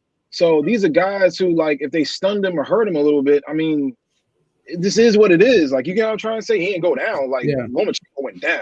Like, you feel what I'm saying? So I don't look at Kambosos as having that type of power to put him down like that. I'm gonna be honest. It might be a little. Nah, not at all. That's what I'm saying. Once again, Tio beat Tio. I give Kambosos the credit. 10 years from now, we're gonna look back. Tio beat Tio that fight, man. If this was a rematch, Tio would knock this motherfucker out. Like, a healthy, mentally straight Tio would knock this dude out and stuff, yo. So I think we're giving. I think we're giving Kambosos a lot. Like, he's some killer, man. Like, I just don't see it, bro. I'm sorry. We'll see Saturday, man. Like, we'll see Saturday. I agree. See if he's a one-hit wonder or not, man. But it is what it is. All right.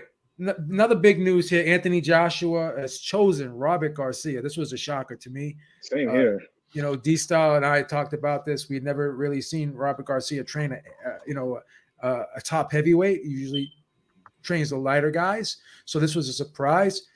Is this a little bit too late, though? I mean, the way this whole situation's been playing out with AJ in this rematch, they keep pushing the date back. Now they're talking they may push this back to August. This just has not seemed optimal the way this whole thing has been played out, obviously, with Usyk going over to the Ukraine. And now, Joshua with this trainer change. And this seems like a lot of moving parts behind the scenes in regards to this fight. Will this make a difference? Is there enough time for Robert Garcia to have an impact on AJ? I want to start with you, D-Style. Oh, man. The reality is, and the data shows that no, that's not enough time. Look, a couple of factors here, okay? Number one, Robert Garcia, who's one of the best trainers in boxing, I will not take that away from him, does not have a lot of experience working with heavyweights. He doesn't have a lot of experience working with cruiserweights. He doesn't have a lot of experience working with light heavyweights. He's a lower weight class guy, like welterweight down for the most part. A couple middleweights here and there, I get it, but he's a specialist when it comes to the lower weight classes.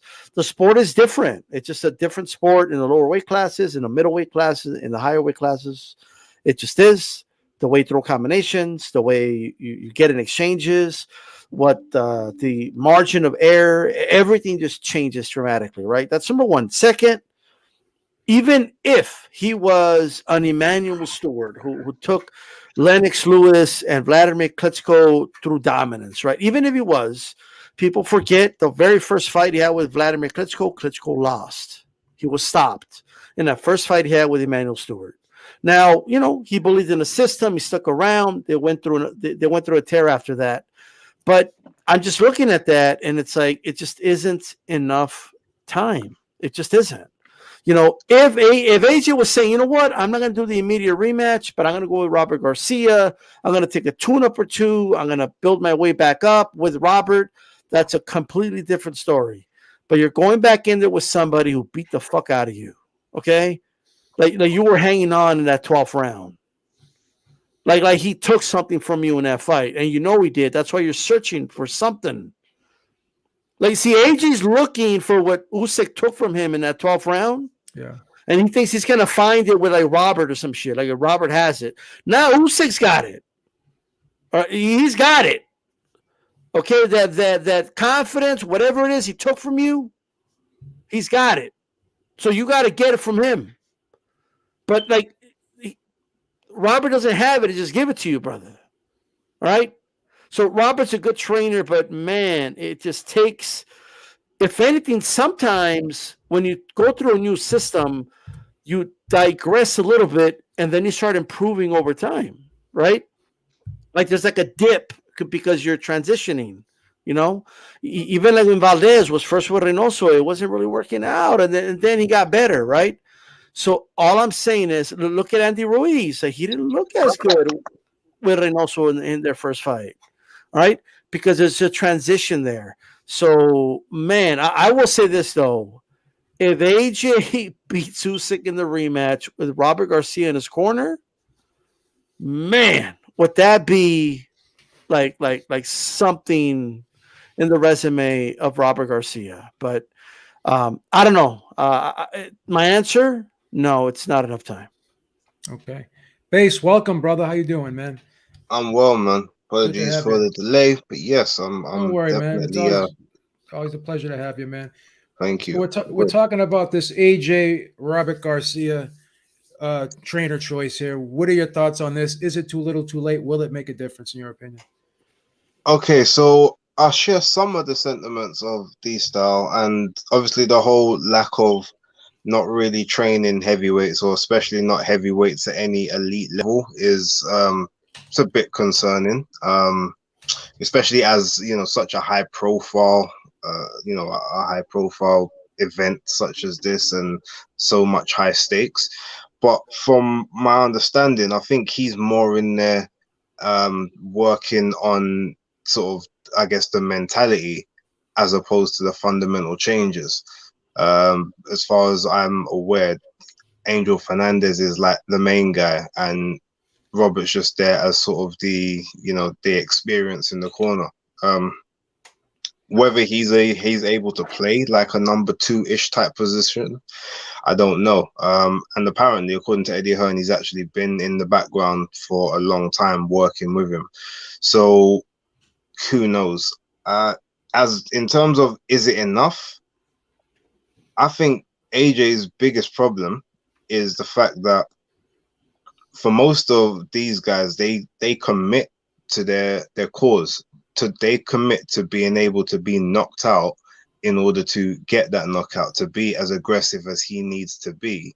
He's got to be prepared to come forward and get hit to get his shots off. And one thing AJ has never liked is getting hit.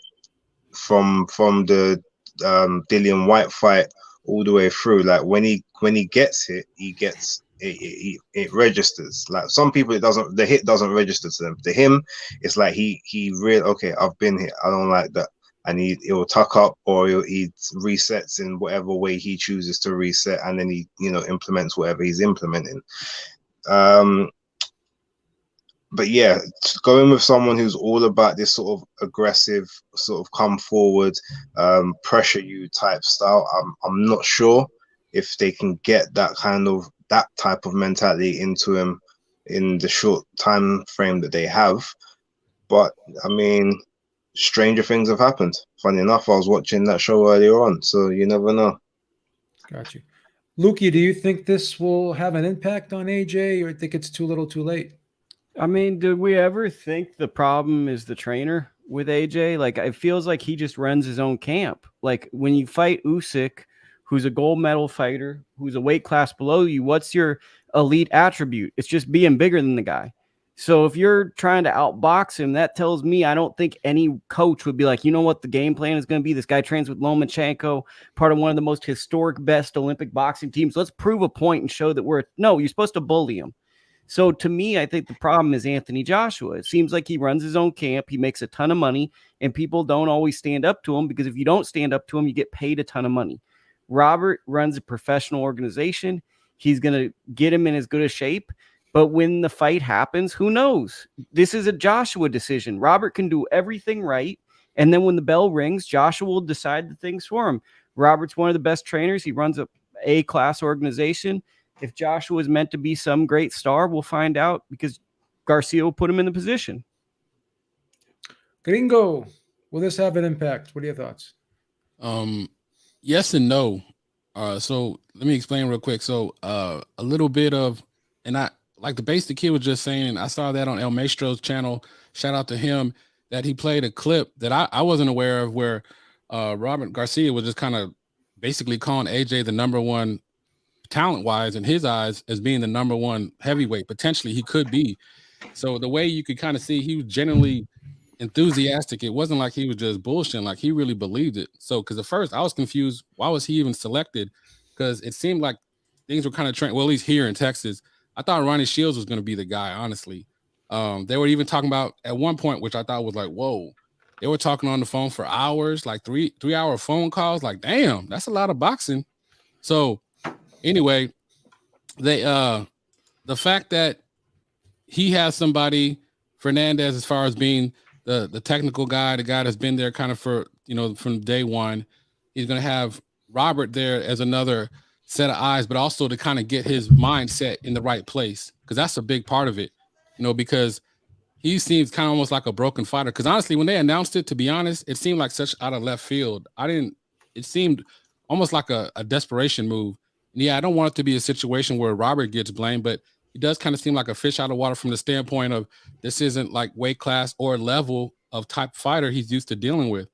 So I was kind of wondering on technically what he could actually bring, but obviously skills transfer over.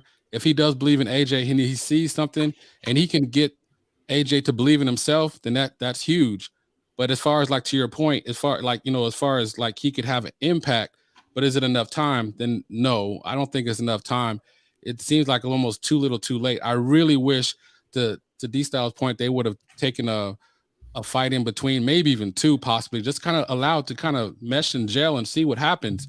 See this new version of the aggressive, more risk-taking AJ, like the one that fought against Vladimir Klitschko, because I'm not sure if that guy's there anymore. And definitely whatever was left of him, Usyk took it from him. So it's too little too late for me. Sutter, what do you think, man? Is this a good move for Joshua, or will it even matter? I'll put it this way. It definitely caught me off left field when I saw it, but I'm going to be honest with you, yo. If I was a fighter and a guy like Usyk, who I'm a huge fan of, who's such a good-ass boxer, and I need to pick a goddamn coach who I know can beat that style or give me the game plan to beat that style, is Robert Garcia. Robert Garcia is really good with strategy, man. Like, he's really fucking good. So the whole point I'm trying to say is that if you look at Robert Garcia, he does bring people back. Maybe too little too late. I don't know. We're going to have to see. But we don't know how long they've been talking. I mean, they could have just said they came out with this the other day, but they could have been chilling the whole time. Like, you feel what I'm saying? So to me, Robert Garcia, strategy-wise, is a monster. So if I had to pick anybody to try to beat that style, it's definitely him. And somebody who can bring me back from nothing. Because, I mean, let's put it this way. And you're right. Tune-up fights and all that stuff do matter. Maidana was going to retire and stuff after he got his ass beat by Devin Alexander. Yeah, he was going to retire. Robert Garcia is the one who brought him back, like, completely to who he was. Now, of course, they took fights in between. I agree to that. You know what I'm saying? But we don't know how long they have been chilling together. We don't know. Like, you get what I'm trying to say? And I didn't think Ronnie Shields was a good fit. And so I didn't think so. I thought it was cool, but I didn't think it was a good fit, man. He needs somebody who's really a strategist, man, who can give him that type of confidence strategy-wise. And that's what I'm saying. Like, somehow, like, I don't know, Robert Garcia is like the boxing whisperer with certain fighters, man, where he knows how to bring that out of you. Like, you feel what I'm saying? And we're going to have to see, man. But I think to me, honestly, it definitely caught me left field. But if I had to look at a strategist, I'm going Robert Garcia off the dick. Like, off the back, I'm going Robert Garcia. He's proven. Got you. So Ryan Garcia, it was announced, is going to be fighting Javier Fortuna in July. We hope.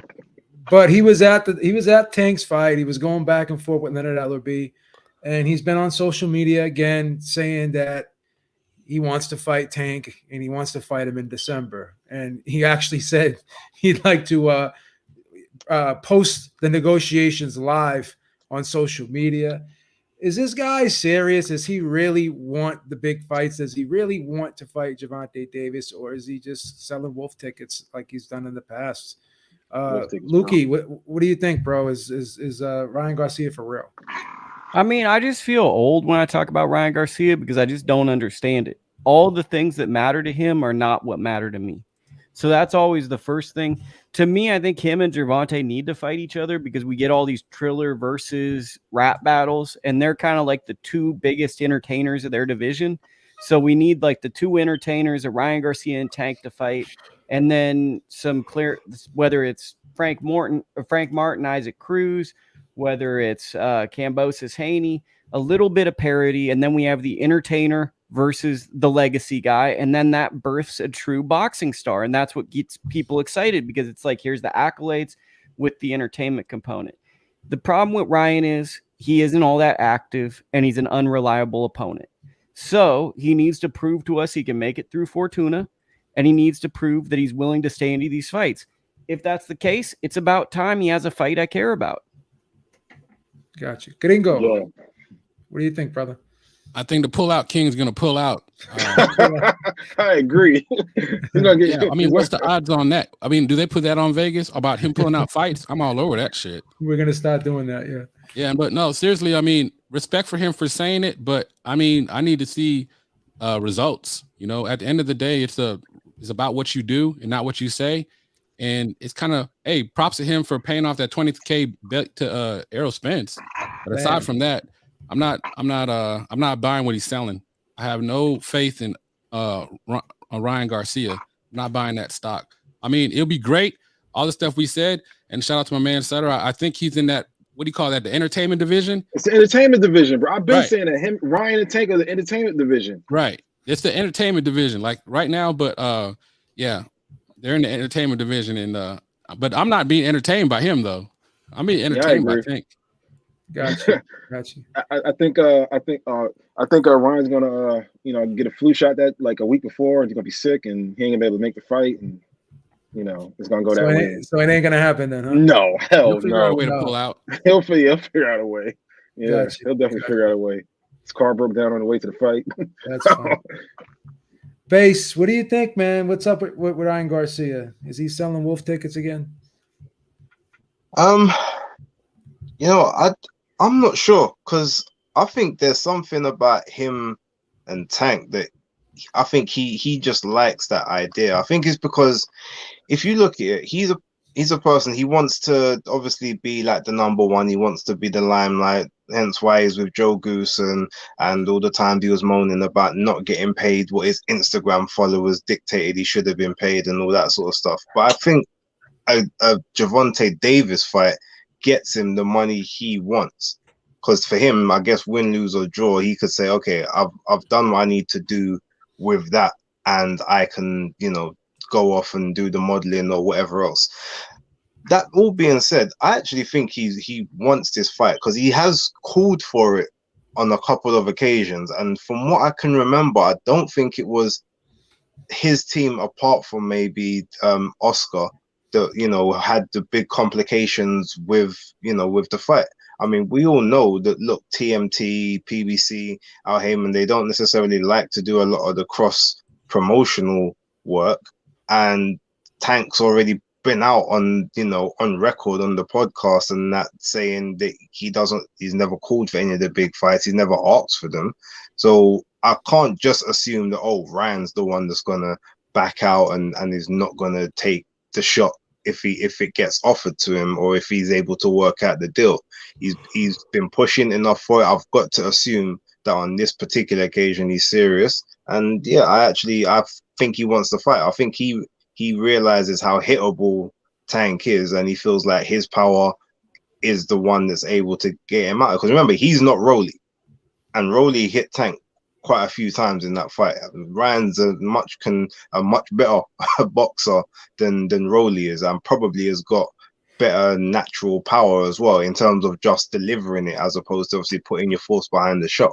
So I think he probably fancies his chances against Tank, to be honest. So I don't think he's BSing this one. What's your nickname for Ryan Garcia, D-Style? Lion Ryan. So is he going to live up to his nickname, or will he fight Tank? Here's the thing with Ryan Garcia, and I think he's a smart kid. Okay, I think he knows what he's doing, right?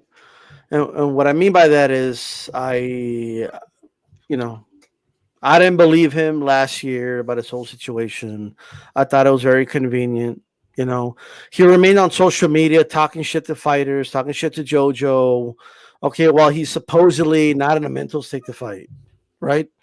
And all I'll say is that if Ryan Garcia pulls out of any fight in the future because of mental illness, I would strongly suggest that Ryan Garcia considers retiring, because obviously this is not a sport. Mental illness is something serious, and maybe you shouldn't be boxing, right? If you're suffering for something that, if it's that bad, like if you're getting anxiety, like, or something before a fight or something against Fortuna, well, I mean, at that point, you're not reliable, right? At that point, maybe it's not for you. Maybe you need to get some serious help and just step away from the sport. That's how I seriously feel about it. Like, I take mental illness serious. I take it so serious that if it's that bad, I don't want you to box. You're going to get seriously hurt doing it, right? So that's number one. Second, I mean, I feel like Ryan Garcia reminds me of a book that we all read when we were kids in elementary, The Boy That Cried Wolf. Okay, we all read this book, and there was a lesson behind it. And if Ryan's being serious this time and nobody's believing him, it's only his fault. Okay, I believe Ryan will at one point be serious about wanting to fight somebody, and no one's going to believe him. It's going to be nobody's fault but his own. Right now, I feel like that motivation video I've seen on Instagram a lot. Like, here's the truth. Here's the reality. Nobody's going to believe you until you do it, right? That's where you are, Ryan, okay? When you do it, I'll believe you. How about that? When the bell rings, ding, ding, and you and Tank are in the middle of the ring, then I'll be like, okay, damn, all right, I believe it. I don't believe him. I don't believe that he wants to fight Tank Davis. I don't believe he wants to fight any of these top guys. I know that's harsh to say. Maybe it's sacrilegious. I just don't believe the kid. I'm sorry. I just don't. Yo, I had a random thought too. Yo, you ever see Ryan when he's in the garage dancing? Yo, that shit is funny, man. Y'all gotta Google it. So it's like Ryan's in the garage and he's doing this fucking dance, yo. It's like, yo, that dude is hilarious, man. That's another one who's funny as shit. That was a super random thought. That's crazy. All right, last topic of the night. Good news, and it seemed to be confirmed later in the week via Steven Espinoza. He did an interview, I believe, with Fight Hub, I believe it was. Ishe Smith tweeted out that he heard from a source that Spence-Crawford is just about done, and Steven Espinoza confirmed it in an interview, as I said earlier, that it's 2/3 done. So this fight looks like it's close to being done. Could we get Spence-Crawford by the end of the year? They're saying that possibly this could happen. It's September, October-ish in the fall. Are we going to cross our fingers? Are we going to be able to see this fight this year? Another undisputed fight this year? Or is this all for nothing? Are we getting our hopes up high? Are we being led down that path once again, a la Mayweather Pacquiao that took 5 years to make? Is this going to be the same thing, or are we actually going to get this one when we want it this time? D, are we going to get this fight by the end of the year? I'm a jaded boxing fan, brother. I don't get my hopes up for anything, but I will say this. I hope we get it. And I actually do want to say this. Like, I don't want to say it because I don't want to jinx it, but it is what it is. I do believe we're going to get it. I do think we're going to get this fight later this year, or if not later this year, sometime mid 2023. One or the other. Now the thing is, I don't know how Ishe knows, or like is he in the room? Like I don't know, but we keep hearing 2/3 done.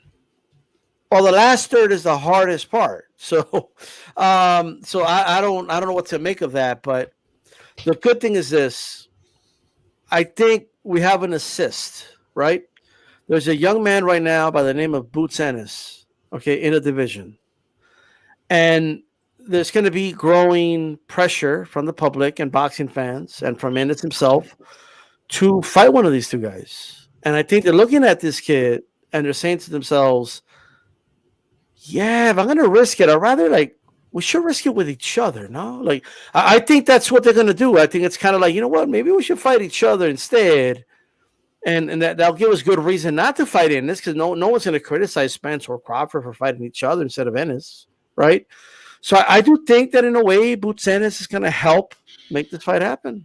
Because, I mean, how crazy would it be for Spence to not make this fight happen with Crawford, and then he's got a mandatory in his hand in Boots Ennis. I mean, which is a fight that he could lose. I mean, I don't know. So that's what I'll say about that. Sutter, Yes. Sutter, are we going to get this fight? Yeah, I think we're definitely gonna get this fight. I don't think it's gonna be December though. I think it might be in 2023, like the early part, or like D-Star said, probably towards like the April May range. But yeah, we're definitely gonna get it. The difference between this and Pacquiao one was there was a lot of bullshit in between, two different promoters. There was a lot of shit. This one seems like they're just both like, yo, let's just get this fight done now. Like, let's go. Like they're both ready. Like, you feel what I'm saying? So I don't look at this in the same vein as Pacquiao Mayweather. You had the testing, you had a lot of stuff with that. Where this one is totally different. This one is like, okay, I want the fight, you want the fight, let's get the fight. All we gotta do now is pick, money wise and where we're gonna fight at. So I don't think it's gonna be December though. I think it's gonna be definitely 2023. If it is December, high five. If it's the end of the year, I'm 100% down. I don't think so, but I'm 100% down. But I think it's definitely next year, 100%, 100%. Gotcha. Base, are we gonna get this fight by the end of the year? I mean, like these style, this is the boy who cried wolf for me. So, the one thing obviously you say, okay, Crawford hasn't got any promoter that's getting in the way or anyone not wanting to work with another network or whatever. It does seem as if they've been on this trying to age him out thing, and obviously he is older now, but he's still at the peak of his powers. So that probably doesn't help. But Errol's been a lot more active, I guess, after the accident than the eye injury. But at least he's had fights, whereas Crawford hasn't fought since November last year. But the one thing that concerns me with regards to this fight is, you remember on that tweet from Ishe Smith, he's saying the issue was that Canelo, quote unquote, stole the date that they wanted in September. And that's kind of where they wanted to go. And so that's where the problem lies now. That to me just seems like it created an initial fake obstacle then and there, because number one, everyone knows that Canelo's going to go on that date if he's able to anyway. And number two, like, you knew that. So why would you be trying to plan for a date you suspect or you're hoping is going to be free in September? Like that's never going to be a realistic time frame for you to want to do a big pay-per-view anyway, when you know that now DAZN have got DAZN pay-per-view and he was going to be fighting there regardless. So that sounds like a smoke and mirrors type thing to me. And they're not going to go 2 weeks before, 2 weeks after, because $2 $75, $80, $90 pay-per-views in that same month is not smart. Could it happen by the end of the year? Yes, it could. If they did want to make it January, February type time, again, that would still technically benefit Spence a little bit more, just for the fact that he's already fought this year and Crawford hasn't fought since 2021. So yeah, it could come the early part of next year, but I'm gonna be optimistic on this one, because all the signs, all the words that are coming out seem to suggest that they both want it to be next, and they do want it to be this year. So I'm reckoning like October, mid-October to early November it takes place. Got you. Mookie, do you envision this fight happening by the end of the year, or do you think we're gonna have to wait longer? If they don't fight, what's the fight we'd be willing to accept? Because both guys want to be on pay-per-view, right? The only ones I'd accept would be Boots or Virgil Ortiz, and it's a risk reward. So if they don't fight, I'm just not going to watch, because I don't care. And it's just that simple. I want to see these guys in fights that matter.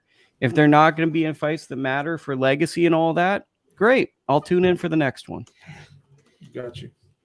Sean, do you think we get this fight by the end of the year? We get it announced, but it will be in February. It will be at Las Vegas, MGM. Okay, excellent. I want you on that one. Yeah, I have the feeling that we are going to get this fight by the end of the year. I think whoever let Ishe in on the news, I think he probably asked him, can I go public with it? Maybe they said, yeah, go ahead. And then Steven Espinoza is saying that they're 2/3 done, so that it's obvious that they're working on something with between the two fighters. And as Lukey said, there's nowhere else for either guy to go. They want a pay-per-view fight. They're not getting any younger. Both guys want to be undisputed before they move up to junior middleweight, because both guys have said they're going to move up to junior middleweight. And why not have one big fight before you go up and challenge the big guys up at 154? So it makes all the sense in the world that they do fight sooner than later. And I think that's going to happen. All right, guys, that's the show. I want to thank everyone in the chat for joining us. Thank everyone on this panel for the great conversation, and we'll see you next time. All right, peace. Peace out, everybody. Have a good one.